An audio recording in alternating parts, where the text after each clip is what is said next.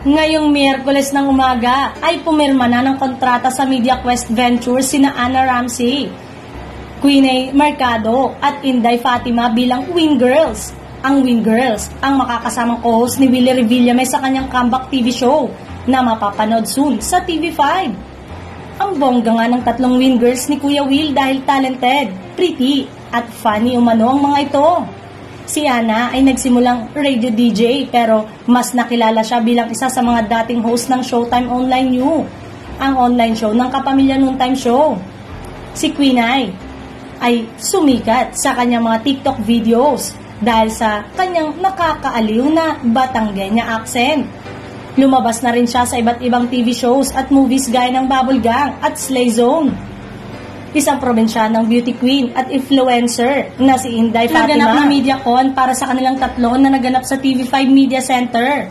Ay nilinaw nila na hindi siya handpick at dumaan daw talaga sila sa audition. Namit na rin daw nila si Kuya Will at say nila ay walang humpay na tawanan daw ang unang banding nila.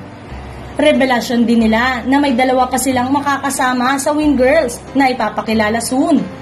Bago nga matapos ang MediaCon ay pinakita ang silhouette ng dalawa pang magiging co-host ni Kuya Will.